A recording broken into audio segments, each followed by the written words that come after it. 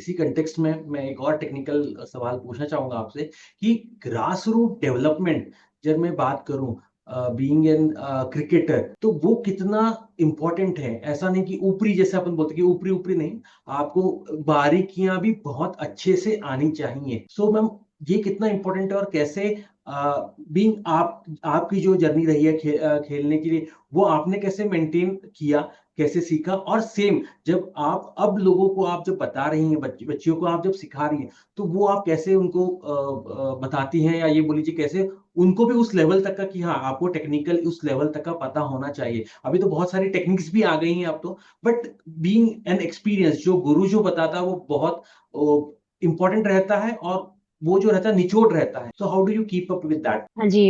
अभी बच्चे एक चीज और सीख रहे हैं कि यूट्यूब से वो कोचिंग ले रहे हैं। और पढ़ाई भी मैंने देखा, पढ़ाई भी वो यूट्यूब से कर रहे हैं। तो जैसे आप ग्राउंड पे उनको कुछ बताएंगे ना, तो वो तुरंत जाके घर जाके यूट्यूब पे उसको सर्च करते हैं कि आज ये बताया है कोच ने, तो हम वो सही बताया है नहीं, या हम कैसे और इसको चेंज कर सकते हैं। तो वो करते हैं, लेकिन उनको ग्राउंड पे आपको विश्वास दिलाना पड़ेगा कि जो आप देख रहे हैं और जो आप कर रहे हैं उसमें कितना डिफरेंस है।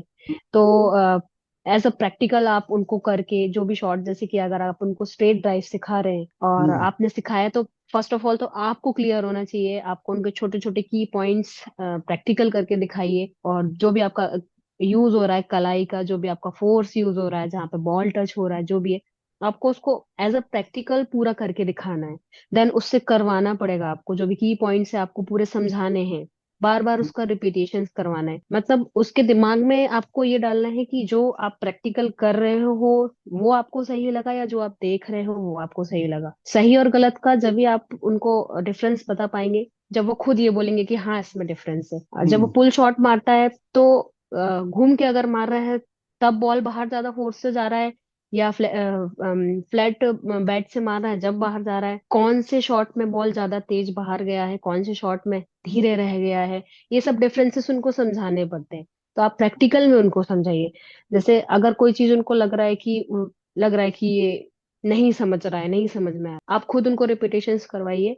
वो डेफिनेटली समझते हैं। जब उनको खुद को डिफरेंसेस समझ में आते हैं तो वो समझते हैं। बॉल अगर कोई बॉलर डाल रहा है तो उसको डिफरेंसेस समझाइए कि देखो आपने ये डाला, ये टर्न हुआ, अभी आप ऐसा डाल रहे थे तो कहाँ टर्न हो रहा था। ये चीजें उनको बतानी पड़ती है। और जब आप उनको ये चीजें समझा देते हैं और जब वो खुद से ये चीज एक्सेप्ट करते हैं, तब ये चीज बहुत इजी हो जाती है। मैम, टॉकिंग अबाउट आपके जो शिष्य हैं, आप जो ग्रेट प्लेयर आपने घड़े हैं, मैम उनकी कोई स्टोरी, मैम उनकी कोई सक्सेस स्टोरी बताइए। आप किस किस हाँ जी। लेवल पे खेल रहे हैं, कैसा है, और शुरुआती दौर में कैसे उन्होंने तैयारी करी, कैसे आपने उनको पिन पॉइंट एकदम बढ़िया तैयार किया है, मैम उसके बारे में प्लीज बताइए। हाँ जी, बहुत सारे प्लेयर्स हैं ऐसे हमारे नर्मदापुरम में। कुछ भोपाल के भी प्लेयर्स हैं, कुछ प्लेयर्स ऐसे हैं जो मेरे पास प्रैक्टिस नहीं करते हैं और बाहर जैसे भोपाल में रहते हैं या किसी एकेडमी में बाहर प्रैक्टिस करते हैं। वो टूर्नामेंट के टाइम पे, कैंप के टाइम पे मेरे पास आते हैं। तो कई चीजें होती हैं।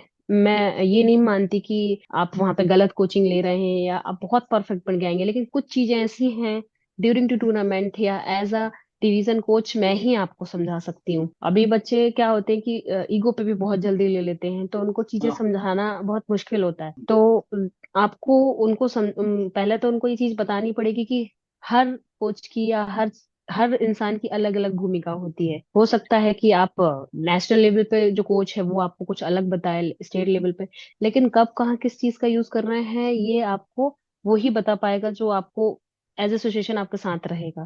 तो बहुत सारे प्लेयर्स ऐसे मैंने यहाँ से निकाले हैं। बहुत सारे प्लेयर्स के जैसे जो चीजें मैंने अपनी क्रिकेटिंग कैरियर में फेस करी थी, जब मैं प्लेयर रही थी, उन सब चीजों का जो मुझे सामना करना पड़ा था, वो सब चीजों पर भी मैं बहुत सपोर्ट करती हूँ।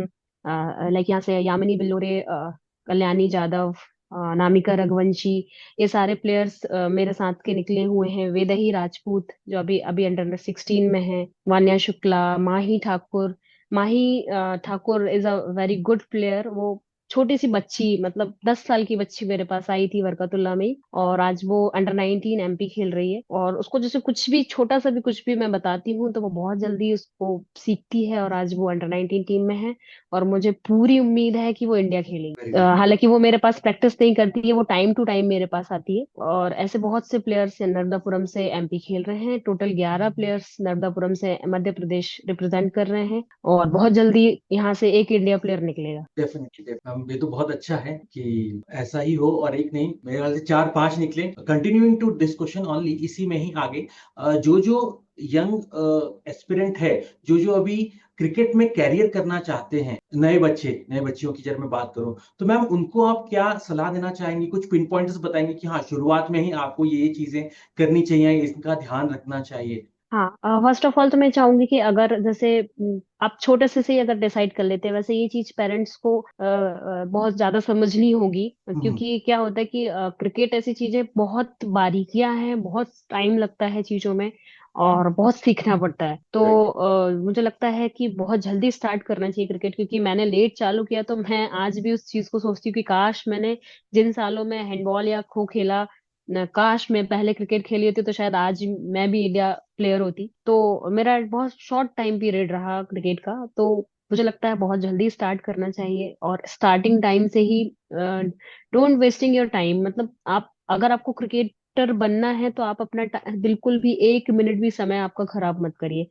क्योंकि क्रिकेट बहुत इजी नहीं है कि हो गया सीख लिया हो जाएगा। उसके लिए आपको पूरा आपको झुकना पड़ता है, मेंटली फिजिकली, आपके माइंड में भी सिर्फ क्रिकेट होना चाहिए। तो मुझे लगता है, और ऐसा नहीं है कि बहुत टफ है, मतलब मैं डरा नहीं रही हूँ। एक बार आपने क्रिकेट पकड़ लिया तो ये भी गारंटी है कि आपको वो छूट नहीं पाएगा। क्रिकेट मतलब उसका प्यार ही ऐसा है क्रिकेट का कि वो छूटता नहीं है। एक घुस जाता कीड़ा है वो क्रिकेट, वो बाहर नहीं आता है वो कीड़ा। तो बहुत कम एज में, जैसे जैसे 10-12 साल से स्टार्टअप कर देना चाहिए मुझे लगता है। और पेरेंट्स को बहुत सपोर्टिव होना पड़ेगा, क्योंकि बच्चों के साथ, बच्चियों के साथ क्या होता है, लाना ले जाना छोड़ना, बहुत सारी चीजें होती हैं। राइट। उनके राइट। जो इक्विपमेंट्स है, जो भी उनको चाहिए हैं, वो उनको प्रोवाइड करवाना। और स्कूल को भी थोड़ा सा मेंटेन करना पड़ता है, क्योंकि क्या होता है, मोस्ट ऑफ टाइम आपको क्रिकेट को देना पड़ेगा। तो कहीं ना कहीं किस हद तक आप थोड़ा सा पढ़ाई से दूर हो जाते हैं। राइट। तो अगर आपको क्रिकेटर बनना है तो थोड़ा सा आपको दोनों चीजों को बैलेंस करना पड़ेगा, क्योंकि पढ़ना भी बहुत जरूरी है। ऐसा नहीं है कि पढ़ाई ही छोड़ दी। कुछ हद तक हाँ, अगर आपको लगता है कि आप सक्सेस हो गए हैं 18 साल में, तो आप फिर उसके बाद डिसीजन भी ले सकते हैं। जो भी आप डमी लेना चाहते हैं, पढ़ाई में कंटिन्यू करना चाहते हैं। बहुत सारे प्लेयर्स, इंडिया प्लेयर्स हैं ऐसे, जो मास्टर्ड हैं, डॉक्टर्ड हैं, पीएचडी होल्डर्स हैं। तो आप कंटिन्यू भी कर सकते हो अगर आप मैनेज कर पाते हैं तो। लेकिन फर्स्ट ऑफ ऑल आपको 200% आपको क्रिकेट देना पड़ेगा। क्रिकेट में बहुत मेहनत करनी पड़ेगी, जी जान लगाना पड़ेगा। और आपने एक बार झोंक दिया तो आपको 100% आप एज अ गुड क्रिकेटर बन के निकलेंगे। मैम मूविंग फर्दर, आपका क्रिकेट कैरियर जो है उसमें सबसे संतोषजनक अनुभव क्या रहा? मोस्ट रिवॉर्डिंग एक्सपीरियंस आपके क्रिकेट कैरियर में जो आप खेले हैं, या बीइंग ए कोच ऑल्सो, तो बहुत बार ऐसा लगता है कि हाँ, कि भाई लाइफ सफल हो गई, या ऐसा लाइफ सफल भी नहीं, मैं इन जनरल बोल के हाँ, बहुत अच्छा लगा, चलो I have contributed something big, या जो अपन ने सोचा था वैसा हुआ? हाँ जी, फर्स्ट ऑफ ऑल जब मैं स्टेट खेली, क्योंकि उस टाइम पे एज भी एक फैक्टर होता है ना, कि पेरेंट्स भी थोड़ा चिंतित हो जाते हैं। तो मुझे लग रहा था कि मैं नहीं कर पाऊंगी, लेकिन मेरा था ड्रीम, सपना था मेरा, मतलब जुनून था। मैं इंडिया खेलना चाहती थी क्रिकेट में। लेकिन अनफॉर्चुनेटली बहुत सारे कॉम्प्लिकेशंस ऐसे आए, और मैंने ठान लिया था स्टेट तो मैं खेलूंगी, भले ही कुछ हो जाए। स्टेट मुझे खेलना ही है, मैं मेहनत करूंगी। और एक स्टेट का एक मेरे ऊपर एक चाहिए, एक धब्बा चाहिए स्टेट का। राइट। तो राइट। 2 बार मैंने एमपी से स्टेट कैंप किया, सीनियर स्टेट कैंप किया।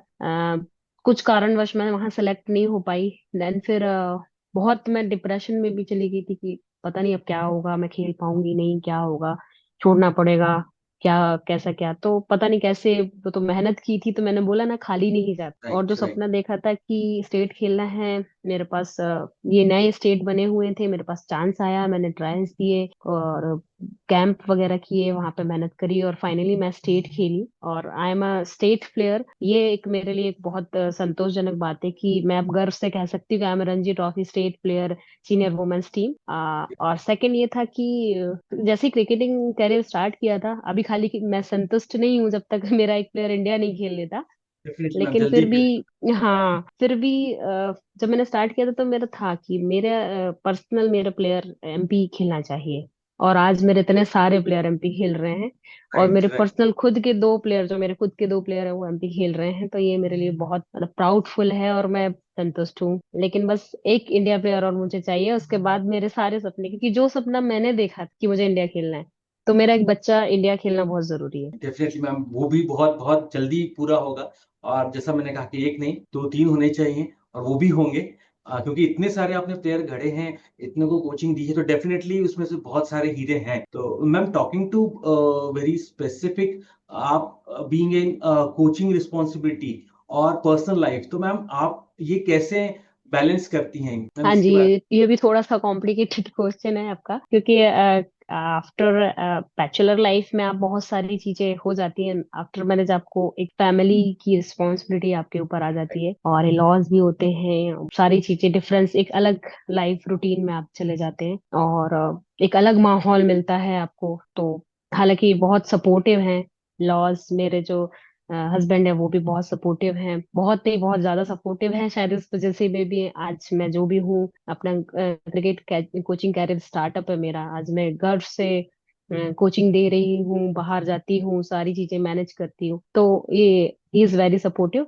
और थोड़ा कॉम्प्लिकेशंस होते हैं क्योंकि कई बार क्या होता है, आपको फैमिली और कैरियर में से कोई एक चीज चूज करनी पड़ती, बहुत सारी सिचुएशन ऐसी आ जाती हैं, लेकिन कहीं ना कहीं मैं हैंडल कर लेती हूँ। थोड़ा जाता है प्रॉब्लम, लेकिन मैनेज हो जाता है। Ma'am, talking to your cricket journey, सबसे बिगेस्ट, ये मेरा पर्सनल भी फेवरेट क्वेश्चन है, या मैं पूछना चाह रहा था आपसे, what is your biggest inspiration in your cricket journey? वो कौन है जिसके लिए आप हाँ, वाओ, जैसे अपन बोलते हैं, जैसे सचिन तेंदुलकर एक जैसे अपन गॉड बोलते हैं, तो वो एक स्पेसिफिक आपके भी इस जर्नी में एक नहीं, मेरे ख्याल से दो तीन रहे होंगे, बहुत सारे अच्छे अच्छे प्लेयर भी हैं, और उनके लाइफ से हम्म। बहुत सारे मतलब जनरल लोगों को जो इतना क्रिकेट नहीं भी खेलते, जनरल ये कहते हैं, तो ऐसा मैम आपके इसमें मैम कौन है मैम, प्लीज बताइए। मेरा तो पहला और आखिरी सचिन सर थे और उन्हीं को देख के मैंने जो शुरू, मतलब पहला जो कदम रखा था वो, क्योंकि क्रिकेट के बारे में तो पता नहीं था मुझे, सचिन तेंदुलकर नाम बस सुना था, तो बस उन्हीं का नाम लेके पहला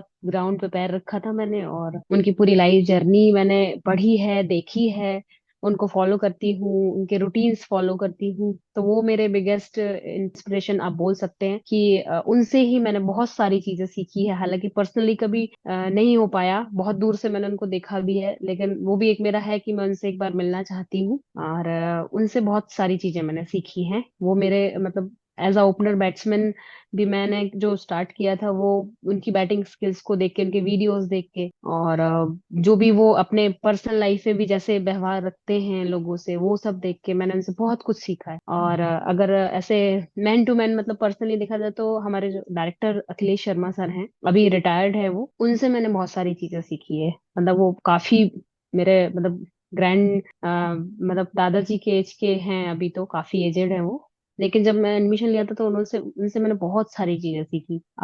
एक मजबूत खिलाड़ी बनना मुझे उन्होंने सिखाया है कि आपको कैसे खड़े रहना है धूप में पसीना बहाते हुए, बारिश में कैसे आपको मतलब तैयार एक लोह पुरुष कैसे बनना है, ये उन्होंने सिखाया। 20-20 25-25 राउंड मुझे लगता था ये पनिशमेंट क्यों मुझे देते हैं, ये इतना जी। क्यों मुझे दौड़ाते हैं, गुस्सा आता था, बहुत वो लगता था, लेकिन बाद में समझ में आया कि ये मतलब एक्चुअल में कर क्या रहे थे। तो उनसे मैंने बहुत सारी चीजें सीखी है। हमारे सेक्रेटरी हैं डिवीजन के, अनुराग मिश्रा सर जी, उनसे मैंने बहुत सारे कोचिंग कैरियर में जब मैं आई तो उनसे मैंने बहुत सारी चीजें सीखी, बहुत सारी कोचिंग में जो रणनीतियां होती हैं वो सीखी, छोटे छोटे की पॉइंट्स लोगों को, जो आपका ह्यूमन साइकोलॉजी होता है वो मैंने उनसे सीखा, कैसे प्लेयर्स तैयार करना है। तो ये दो लोग बहुत इंपॉर्टेंट हैं मतलब मेरी पूरी पर्सनल लाइफ में, और मेरे प्रोफेशनल लाइफ में इन्होंने मुझे बहुत सपोर्ट किया। और सचिन तेंदुलकर तो भगवान है वो, मतलब क्रिकेट के भी भगवान हैं और मेरे भी भगवान है। Ma'am, talking context of cricket, cricket training की जब मैं बात करूँ, क्रिकेट कोचिंग की बात, तो अभी बहुत सारी ऐसी टेक्नोलॉजीज आ गई हैं, मैं जब जो पहले नहीं थी, मैं 5 साल या 10 साल भी जब पहले की बात करूं, तो बहुत सारी टेक्नोलॉजी बहुत एकदम से चेंज हुआ है। सो हम्म। हाउ डू यू इंटीग्रेट, आप कैसे उन चीजों को आपकी ट्रेनिंग प्रशिक्षण में आप बताती हैं और कैसे अवगत करवाती हैं कि हाँ अब ये चीजें हैं और ये तुमको देखने को, और ये चैलेंजेस उससे जो अपने इजी हो जाते हैं, टेक्नोलॉजी से थोड़ा बहुत ईज हो जाता है समझने में और भी स्किल इंप्रूव करने में। हाँ जी, जैसे कि पहले हमारे पास भी नहीं थे ऐसी इक्विपमेंट्स, और जैसे बॉलिंग मशीन हो गया, ये हम्म। सब चीजें तो धीरे धीरे कम करके हमारे डिवीजन में सारी चीजें हम लोग को प्रोवाइड की जाती हैं। तो जैसे बॉलिंग मशीन पे प्रैक्टिस करना थोड़ा सा टफ होता है, क्योंकि बहुत क्विक मूवमेंट्स करने पड़ते हैं। हम्म। तो उस पे जैसे डे आप डेली तो नहीं करवा सकते, लेकिन जैसे डे बाय डे आप उनको, जो भी आपका प्लान है उसके हिसाब से आप एक दिन उनको बॉलिंग मशीन पे प्रैक्टिस करवाइए। सिंगल विकेट्स करवाते टाइम आप थोड़ा सा ध्यान रखिए कि जब आप बॉलर को सिंगल विकेट्स करवा रहे हैं तो जो भी आप की पॉइंट्स है या आपका जो भी बॉलिंग एनालाइज है जो भी है, वो आपको ध्यान में रखते हुए उसको बताना पड़ेगा। वीडियो एनालाइज एक आया है, आप वीडियो हम्म। के थ्रू उनको समझा सकते हैं। जैसे बहुत सारी चीजें होती हैं, अपन आप उनको बताओगे वो नहीं समझ पाएंगे, जब आप दिखाओगे तो उनको समझ में आता है कि हाँ ये मिस्टेक मेरे से हो रहा है। तो आप पहले आप वॉच करिए, देन उसको कैप्ट करिए, फिर उसको दिखाइए, वीडियो एनालाइज करवाइए, उनको समझाइए। थ्योरी मेथड से आप उनको समझा सकते हैं। तो बहुत सारी चीजें हैं ऐसे, लेक्चर के थ्रू आप उनका लेक्चर लेके उनके मेथड को समझा सकते हैं। बहुत सारे की पॉइंट्स हैं जो आप प्रैक्टिकल करके उनको समझा सकते हैं। इक्विपमेंट्स भी आ गए हैं, फिटनेस इक्विपमेंट्स भी आ गए हैं, बैंड हुआ, थेराबैंड हुआ, डंबल्स हुए, जिमिंग वगैरह जो भी हैं आप ऐड करवा सकते हैं फिटनेस में। तो नई नई टेक्निक्स, नए नए इक्विपमेंट्स आ गए हैं, नई नई तकनीकियां आ गई हैं जो आप जैसे भी आप अवेलेबल करवा पाते हैं। और अगर नहीं भी अवेलेबल करवा पाते हैं तो उसको ऑल्टरनेट ऑप्शन आप ढूंढ सकते हैं। जैसे बॉल बाउंस के लिए आपके पास अगर कोई चीज नहीं है तो आप संगमरमर का पत्थर रख के उस पर बॉल आप बाउंस करवा सकते हैं कीपिंग प्रैक्टिस के लिए। जो आपका क्विक मूवमेंट होता है, बॉल फेंक सकते हैं। तो बहुत सारी चीजें हैं, अगर आपके पास इक्विपमेंट्स नहीं हैं तो ऑल्टरनेट ऑप्शन आप उसका बना सकते हैं। Great, great. Ma'am, talking very specifically इसी में ही मैं और जो टेक्निकल में पूछना चाहूंगा कि आपकी स्पेसिफिक, आपकी जो ट्रेनिंग ड्रिल है वो क्या है, या जब मैं बोलूँ कि जो भी बल्लेबाजी हो गई या ओवरऑल जो क्रिकेट क्रिकेट की बात करूं, तो वो कौन सा विशेष प्रशिक्षण ड्रिल है जो आपको या आप जो करवाती हैं, या वो सबसे इफेक्टिव है। हाँ जी, एज अ बैट्समैन मैं बैटिंग कोच बैटर हूँ। और हम्म। बैटिंग मेरे को मतलब बहुत अच्छा लगता है, बहुत प्यार है मेरे को बैटिंग से। और जब मैं सिखाती हूँ तो मैं पूरा मतलब उसमें आज मैं खुद अपने आप को महसूस करती हूँ उसमें। तो बैटिंग मेरा फर्स्ट ऑफ ऑल रहता है। मैं मतलब जैसे कोई नया प्लेयर भी आता है ना तो उसको पहले बैट पकड़ाती हूँ और उसको बैटिंग करवाती हूँ। और मतलब बैटिंग में बहुत जल्दी इम्प्रूव करता है बच्चा मेरा। जैसे मैं उसको समझाती हूँ तो बैटिंग में बहुत जल्दी मैं समझा भी पाती हूँ और समझता भी बहुत जल्दी है, क्योंकि पूरा मतलब 100% मेरा बैटिंग है। Ma'am, talking in same context, आप कैसे प्लेयर्स की स्ट्रेंथ और वीकनेस कैसे आप चेक करते हैं, या कैसे आप आंकते हैं, क्योंकि ये भी बहुत जरूरी है। सुनने में कभी कभी थोड़ा सा अच्छा नहीं लगता है, बट हाँ, जब तक अपन अपनी खुद की कमजोरियों के बारे में नहीं बात करेंगे या देखेंगे नहीं, तो अपन इम्प्रूव कैसे करें, और कंपटीशन तो बहुत बहुत ज्यादा है आज के टाइम हम्म। में। तो मैम, आप वो कैसे आप एसेस करती हैं, आप कैसे देखती हैं और उनको उस बारे में इम्प्रूव कैसे करवाती हैं। हाँ जी,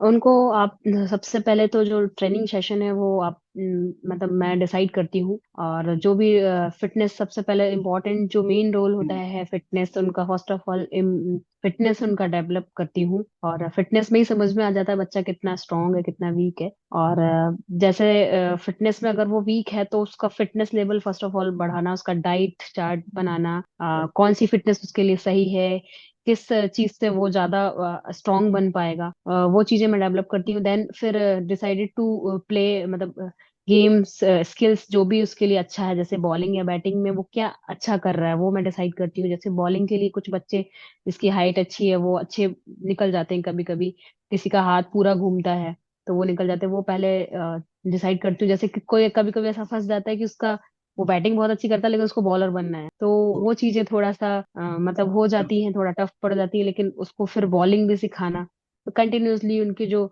ड्रिल्स हैं, तो ड्रिल्स के द्वारा मैं इन चीजों को दूर करती हूँ। जैसे कंटिन्यूसली जैसे बॉलर है तो पर्टिकुलर 2-3 ड्रिल्स उनको डिवाइड कर दी जाए डे बाय डे, और हम्म। वीक में जो भी एक ड्रिल उनको करने को दिया जाता है और वो उस पर वर्क करते हैं, फिर नेक्स्ट ड्रिल के जरिए उनका दूसरा जो भी की पॉइंट है वो दूर किया जाता है। ऐसे करके मैं उनको बॉलिंग ड्रिल्स के जरिए उनकी बॉलिंग इम्प्रूव करती हूँ। Batting it's not very easy, batting में भी बहुत मेहनत करनी पड़ती है, तो जो भी कोन रख के या जो भी स्टांस है या जो भी शॉट सिलेक्शंस हैं, जो भी बॉल बाउंसिंग जो भी चीजें हैं उनको समझाना पड़ता है, बार बार उस चीज का नॉकिंग करवाना पड़ता है, या जो भी है आपका बॉलिंग मशीन के द्वारा उनको बार बार उस चीज की प्रैक्टिस करवानी पड़ती है। ऐसे मैं उन चीजों पे वर्क करती हूँ। और अगर आपको एक अच्छे प्लेयर को आंकना है कि किसकी क्या कमजोरी है, जैसा कि आपका क्वेश्चन था कि किसकी कमजोरी आप कैसे पकड़ती हैं, तो बच्चे तो क्या, बच्चे हैं, बहुत सारी चीजें होती हैं। अब कोचेस को समझ में, कोचेस का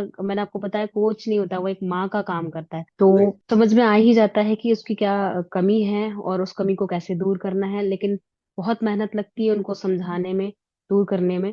थोड़ा सा आपको उनके साथ काम करना पड़ता है, जैसे कि मैं लग के उनके साथ काम करती हूँ तो वो समझते हैं और उनकी जो भी प्रॉब्लम है वो दूर करते मैम, टॉकिंग वेरी स्पेसिफिकली जब मैं क्रिकेट की फील्ड की बात करूं, मैं ड्यूरिंग मैचेस की बात करूं, मैं सो टीम वर्क, और जैसे धोनी सर से भी सीखा है as a viewer, cricket viewer की बात करूं, कि टीम वर्क जो रहता है वो बहुत इंपॉर्टेंट रोल प्ले करता है टफ सिचुएशन से निकालने में भी। और बहुत बार वो जो सिचुएशन बनती है तो टीम वर्क कितना अहम भूमिका है, और वो आप कैसे इंटीग्रेट करती हैं, वो कैसे आप समझाती हैं या उनको आप सिखाती हैं कि ये अपने को कितने दूरदर्शिता बोल लीजिए या कितना इंटेंस इसका भी रोल है। हाँ जी, टीम वर्क बहुत, क्रिकेट ऐसा गेम है जिसमें टीम का बहुत बड़ा योगदान होता है। टीम वर्क बहुत जरूरी होता है, टीम कोऑर्डिनेशन बहुत जरूरी होता है। एक अच्छी टीम कोऑर्डिनेशन ही टीम को जिताती है, क्योंकि जब तक आप एक साथ मिलके जो भी वैसे तो 16 की टीम होती है, जब तक आप 15-16 लोग जो एक साथ आप काम नहीं करेंगे तो एक से खाली मैच नहीं जीता जा सकता, कोई एक मैच नहीं जा सकता, क्योंकि 11 अंदर, रस्सी के अंदर जब जाते हैं तो 11 जाते हैं, और वो 11 नहीं होते, वो एक होते हैं। तो टीम कोऑर्डिनेशन बहुत जरूरी होता है। आपस में जो भी आपकी सामंजस्यता है, जो भी बैट्समैन की जो कोऑर्डिनेशन है, जो रनिंग बिटवीन द विकेट है, या जो बॉलर का कोऑर्डिनेशन है, कि कभी कभी आप देखते हैं कि एक हैंड से कोई रोक के रखता है, एक हैंड से विकेट लेता है, कभी देखते राइट। हैं आप स्पिनर्स आते हैं, कभी फास्ट बॉलर्स आते हैं, तो ये सब बहुत जरूरी होता है। टीम को एक करके रखना, कोच का और कैप्टन का भी बहुत योगदान रहता है इसमें। जैसे दूर से समझ में आता है, कोच बाहर देख के अलग जज करता है, अंदर प्लेयर्स अलग जज करते हैं, तो जो सिचुएशन होती है मैच के अंदर की वो प्लेयर्स ज्यादा अच्छे से समझ पाता है। तो जो टीम कोऑर्डिनेशन होता है, आप अगर अंदर खेल रहे हैं तो आपको पता है कि सिचुएशन कैसी है और सिचुएशन से बाहर कैसे आना है, तो यहाँ बहुत जरूरी होता है टीम कोऑर्डिनेशन। कभी कभी क्या होता है कि कैप्टन को अंदर नहीं समझ में आता है कि फंसा हुआ मैच है, कभी माइंड एग्रेशन में होता है, तो जो भी सपोर्टर्स हैं, जो अदर प्लेयर्स हैं, उन लोगों को सिचुएशन समझनी पड़ती है। कई बार ऐसा होता है कि दूसरा प्लेयर्स को भी कुछ चीजें गाइड करनी पड़ती है। जैसे आपने देखा होगा कि जब धोनी भी कैप्टन था तो कभी कभी बीच में विराट कोहली भी आकर उनको गाइड करते थे, रोहित शर्मा भी हैं तो कभी विराट कोहली आकर, अभी विराट कोहली कर रहे हैं तो रोहित शर्मा आकर गाइड करते हैं, या हार्दिक पांड्या बीच में आके बॉलिंग का कुछ चेंज करते हैं। तो सबकी अहम भूमिका होती है, जो 11 खेलते हैं उन 11 की अलग अलग अहम भूमिका होती है, सारे प्लेयर्स बराबर होते हैं, और टीम कोऑर्डिनेशन बहुत जरूरी है। और इसके लिए बहुत ज्यादा जरूरी है, अगर आपको टीम कोऑर्डिनेशन बनाना है तो एक साथ प्रैक्टिस करना। कभी जो टूर्नामेंट्स होते हैं तो बाहर से प्लेयर्स आते हैं, जैसे एक हम्म। स्टेट की टीम बनती है तो बाहर बाहर से प्लेयर्स आते हैं, तो उनके लिए एक पर्याप्त समय का कैंप लगाया जाए, क्योंकि टीम कोऑर्डिनेशन बनाना है आपको, क्योंकि एक दिन 2 दिन आकर तो आप नहीं मैशअप हो सकते। इसीलिए देखा होगा कंटिन्यू। आपने, इंडिया टीम कंटिन्यू साथ में इसीलिए ट्रेवल करती है, फैमिली हम्म। से अलग रहती है वो, सबसे ज्यादा टीम के साथ रहती है, इसी राइट। वजह से कि ज्यादा से ज्यादा टाइम उनको दिया जाए टीम कोऑर्डिनेशन के लिए कैंप्स लगाए जाएं, और एक अच्छा टीम कोऑर्डिनेशन अगर हो गया, अच्छा एक एकजुटता जो बोलते हैं वो टीम में है, तो उस टीम को कोई नहीं हरा सकता अगर कोऑर्डिनेशन बहुत अच्छा है तो। Ma'am, talking about coaching, as a coaching career चालू करना चाह रहे हैं या उसमें अभी देख रहे हैं, मैम उनके लिए मैम कुछ एक हाथ सलाह, मैम कि कुछ पॉइंटर्स, हाँ ये शुरुआत में ध्यान में रखिएगा या ऐसा कुछ, बिकॉज यू आर सर्टिफाइड, आप कोच हैं, सो हम्म। कुछ एक हाथ पॉइंटर। हाँ जी, मुझे लगता है कि कुछ लोग कभी कभी इस चीज को बहुत ही लाइटली, बहुत ही वैसा ले लेते हैं अदरवाइज, कि कुछ लोग टाइम पास के लिए इस चीज को आ जाते हैं कि हाँ मतलब बस हमारा टाइम निकालना है। या कुछ लोग सोचते हैं कि ऐसी सोच के आ जाता है कि हो जाएगा, इजी है, इजी है। आपको फर्स्ट ऑफ ऑल तो अगर किसी भी चीज में, क्रिकेट में या किसी भी गेम्स में आपको करियर बनाना है या आना है, शुरुआत करना है, तो आपको आपका माइंड सेट करना पड़ेगा। क्योंकि स्पोर्ट्स में मेहनत लगती है। जितनी मेहनत आप पढ़ाई में करते हैं या डॉक्टर बनने में या इंजीनियर बनने में करते हैं, उतनी ही मेहनत आपको एक प्लेयर बनने में भी लगती है, और उससे थोड़ा ज्यादा लगती है। तो फिजिकल। आपको फिजिकली, आपको पूरा मेंटली और फिजिकली दोनों ही आपको प्रिपेयर होना पड़ता है। तो आप एक माइंड सेट करके आए कि नहीं, अगर आपको करना है तो आपको पूरा झोंकना पड़ेगा उसमें। मैं फर्स्ट ऑफ ऑल यही कहना चाहूंगी कि आप अगर आपका गोल सेट कर रहे हैं, तो आप ठान लीजिए कि आपने गोल सेट किया और आपको आपको इसको पाना है, इसके लिए मेहनत करनी है। एक आपका एक गोल बनाइए, प्लान्स बनाइए कि स्टेप बाय स्टेप आप कैसे ऊपर जाएंगे। छोटे छोटे गोल सेट कीजिए कि पहले जैसे मुझे स्टार्ट करना है, और स्कूल लेवल खेलना है या स्टेट लेवल खेलना है या क्लब लेवल खेलना है। छोटे छोटे आपके गोल सेट बनाइए, मेहनत करिए, और पहला माइंड सेट रखिए आप, क्योंकि पर्याप्त समय आपको देना पड़ेगा प्लेयर बनने के लिए। पार्ट टाइम क्रिकेट नहीं होता, क्रिकेट फुल टाइम होता है। पार्ट टाइम में आप क्रिकेट नहीं बन सकते। क्रिकेटर अगर आपको बनना है तो आपको पूरा टाइम देना पड़ेगा। Great ma'am. Talking about the final thoughts, cricket या करंट स्टेट ऑफ क्रिकेट की जब मैं बात करूं, इंडिया की जब मैं बात करूं, टॉकिंग इन कंटेक्स्ट की कैसे ये डेवलप हुआ बीच में, अभी कोविड कोविड के टाइम पे थोड़ा सा हर चीज फिजिकल एक्टिविटी या इस पे भी एक तरीके से बंद ही हो गया था, then so how that grow, आप आपके आपके टाइम पे भी आप जब सिखा रही थी, सीख रही थी, आप जब खेल रही थी रादर से, सो क्या वो अभी कैसी स्थिति है as compare to 5 year down line, या कोविड के बाद से कुछ एकदम सडन चेंजेस कुछ आपने देखे हैं, महसूस करे कि हाँ और इम्प्रूवमेंट हुआ है या क्या? हाँ जी, कोविड के बाद मुझे लगता है ज्यादा इम्प्रूवमेंट हुआ है, जो मेरा पर्सनल ऑब्जर्वेशन है। हम्म। क्योंकि कोविड में क्या हुआ था कि जो भी चीजें थी वो एकदम ब्रेक हो गई थी, मतलब बंद हो गई थी, और कहीं ना कहीं सब चीजों से दूर हो गई थी चीजें। लेकिन जो प्लेयर्स थे वो तो खैर घर में, हम लोग भी ट्रेनिंग दे रहे थे, और घर से ही हम प्लेयर्स को जूम से या जो भी है हम उनको प्लान्स देते थे, वो लोग करते थे। लेकिन घर में पर्याप्त नहीं हो सकता। जो चीजें आप ग्राउंड में और प्रैक्टिकल करते हैं, कोच के ऑब्जर्वेशन में सामने करते हैं, उसमें और आप पर्सनल करने में बहुत डिफरेंस होता है। लेकिन जब जस्ट कोरोना के बाद का कुछ समय, कुछ 2-4 महीने का समय थोड़ा सा टफ गया, क्योंकि बहुत उथल पुथल हो गया, और जो टूर्नामेंट्स के इवेंट्स के जो भी डेट्स थे, जो शेड्यूल्स थे, वो भी ऊपर नीचे हुए।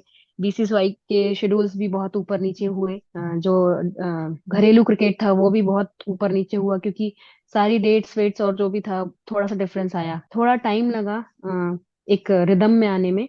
लेकिन जब रिदम में आया तो बहुत अच्छा हुआ, क्रिकेट लेवल काफी डेवलप हुआ है, और ज्यादा मेहनत लोग करने लगे हैं, प्लेयर्स करने लगे हैं। और मुझे लगता है कि अभी का जो समय है वो पहले से ज्यादा एक्स्ट्रा ऑर्डिनरी हो गया है, और अब प्लेयर और दम से मेहनत कर रहा है, मुझे जो लगा। फिटनेस लेवल भी उनका काफी इम्प्रूव हुआ है, क्योंकि एकदम से जब वो कोविड के बाद जब बाहर आए तो उनको लगा कि नहीं, दुनिया अब देख ली है। तो थोड़ा रिदम में आने में टाइम लगा, लेकिन अब डेफिनेटली बहुत जोर शोर से मतलब मेहनत कर रहे हैं। Ma'am, being a cricket coaches, और जैसा आपने बताया कि एक प्लेयर को घड़ने में, एक प्लेयर को डायरेक्शन देने में सिर्फ एक कोच नहीं, 2-3 कोच या 4 कोच की जरूरत रहती है, सो आप कैसे, आप या आपकी टीम की जब मैं बात करूं, कैसे आप कोलैबोरेट करते हैं, प्लान हाँ कैसे जी, करते मैं पूरा फर्स्ट ऑफ ऑल तो जैसे जो भी टीम मुझे मिलती है डिवीजन के लिए, या जो भी डेली रूटीन में जो भी हम लोग प्रैक्टिस करवाते हैं, तो हम 2 कोचेस हैं। और जो वुमेन्स का है वो मैं देखती हूँ। लेकिन कई बार ऐसा होता है कि कई बार आपको किसी कारण से नहीं जा पा रहे हैं या कुछ, तो वहां पे आपको मैनेज करना होता है।